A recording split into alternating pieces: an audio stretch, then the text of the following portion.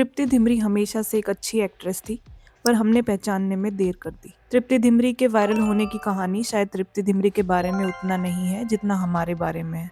और अगर आप ध्यान से देखो तो उनका career Indian main stream audience की साइकोलॉजी का एक केस स्टडी है। क्योंकि सवाल ये नहीं है कि तृप्ति स्टार कैसे बनी, सवाल ये है कि उन्हें स्टार बनने में इतना टाइम क्यों लगा। मैंने तृप्ति धिमरी को पहली बार मॉम मूवी के एक छोटे से सीन में देखा था और उसके बाद लैला मजनू देखी, फिर बुलबुल, कला, और हर बार मेरा एक ही रिएक्शन था कि ये एक्ट्रेस इतनी ज्यादा अंडररेटेड क्यों है। क्योंकि टैलेंट की कभी कमी नहीं थी, परफॉर्मेंस और स्क्रीन प्रेजेंस की कभी कोई कमी नहीं थी। तो फिर प्रॉब्लम क्या थी? प्रॉब्लम शायद तृप्ति में नहीं, ऑडियंस में थी। देखो, बुलबुल और कला जैसे प्रोजेक्ट्स बॉलीवुड में रोज रोज नहीं बनते, और ये वो फिल्में हैं जो ऑडियंस को स्पून फीड नहीं करती। ये अनकंफर्टेबल क्वेश्चंस पूछती हैं, ये ट्रॉमा, लोनलीनेस, पावर और आइडेंटिटी के बारे में बात करती है। और इन फिल्मों में तृप्ति ने जो भी कैरेक्टर्स किए वो सिंपल नहीं थे। उनमें पेन था, एम्बिशन था, एंगर था, और कई बार डार्कनेस थी। मतलब वो एग्जैक्टली वैसे कैरेक्टर्स थे जिन्हें हम मेल एक्टर्स के केस में कॉम्प्लेक्स बोलते हैं। लेकिन यही एक इंटरेस्टिंग कॉन्ट्रडिक्शन शुरू हो जाता है। जब भी कोई मेल कैरेक्टर सेल्फिश हो, वायलेंट हो, टॉक्सिक हो, तो ऑडियंस कहती है wow,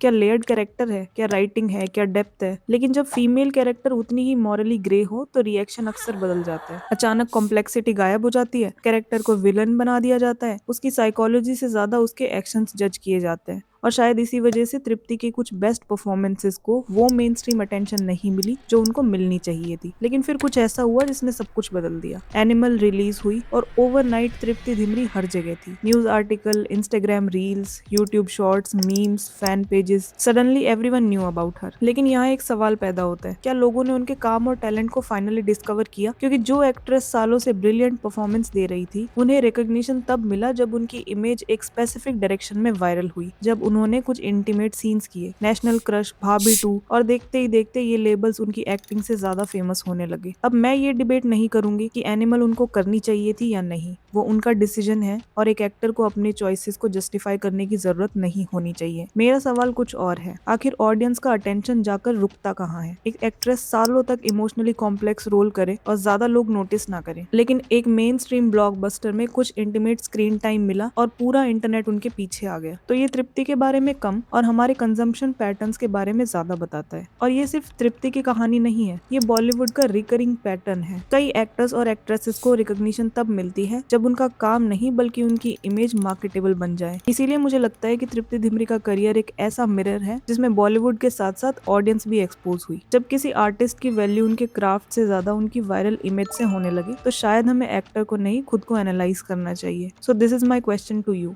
what are you watching?